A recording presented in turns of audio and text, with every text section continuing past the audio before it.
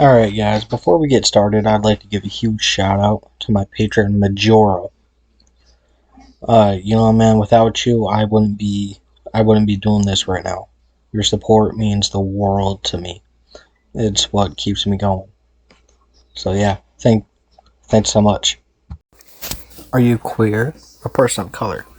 Maybe you're neurodivergent or otherwise disabled, mentally ill even. If even one of these adjectives describes you, you've been othered, considered abnormal.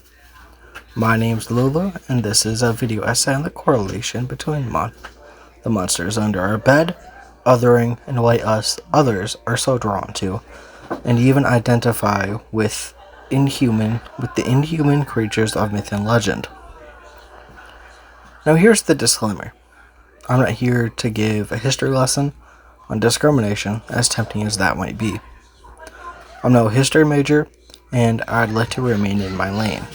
However, I'm going to have to tackle the psychological effects of discrimination, which does require speaking on white supremacy, even if only very briefly. With that out of the way, let's begin.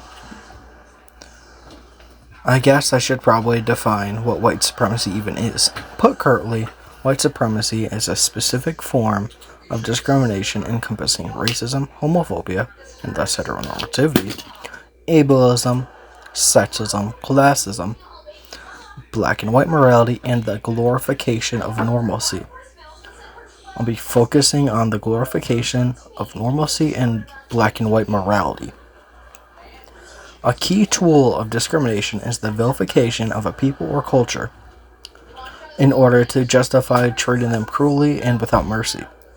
That is black and white morality, as people can witness a spiritual practice or ritual, and due to their ignorance, they slap a label on the phenomenon so they can rationalize what they themselves can't adequately explain, instead of simply furthering their own knowledge. Now, this isn't to say that these rumors start due to ignorance, but more so, those in power use the average person's ignorance to brainwash them into believing these stereotypes.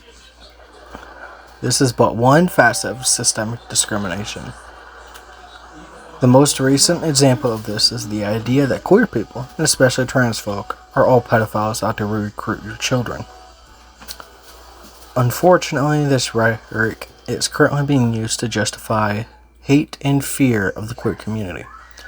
Perhaps the most powerful and visible tool of the two is the glorification of normalcy, as without an established and universally agreed upon moral standard, it would be substantially more difficult to get the masses to agree with the discrimination and outright oppression of those different from them. Or, rather, a well-established and concrete standard of normalcy allows people to deny that oppression or discrimination exists in the first place, and even if they do admit it exists at all, you can get them to outright admit the other deserve their status. Now, as I'm sure you can imagine, that discrimination takes a toll on one's mental health, which can influence their physical health. If you can't or you don't know this pain for yourself, ask someone, talk to marginalized people, and broaden your perspective. There are innumerable ways to combat this violence. As you've no doubt guessed, that's where the idea of an identity comes in. Now, obviously, even though we are all othered in one way or another, we are not a monolith. Not all of us identify with monsters, demons, etc. Those of us that do tend to be furries, vampires, werewolves, and other such monsters in human form, or anthropomorphic and humanoid creatures. But why?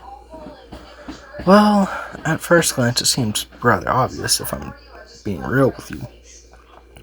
While obviously we are all human beings, those in power sure don't seem to show it. They act as though we're something less than human, freaks and subhuman animals. And it's not just in our imaginations either. Indigenous folks have been called barbaric savages for generations. People of color all over the globe have been enslaved. I'm not even going to bring up chattel slavery.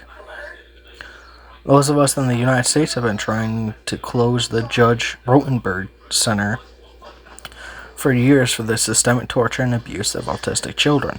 some of which even died.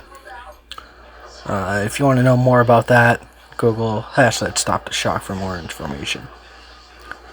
There are so many more examples of the pain and torture you have to go through in this world if you're not white, cisgendered, straight, Christian, and your body works. But this is hard enough to talk about, and I'm not here to indulge in trauma porn.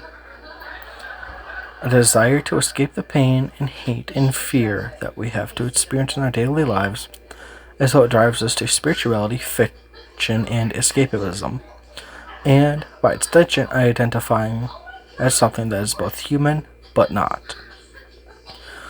Now, despite how this may look, I didn't make this video to justify or explain why we express ourselves the way we do to those who didn't already understand.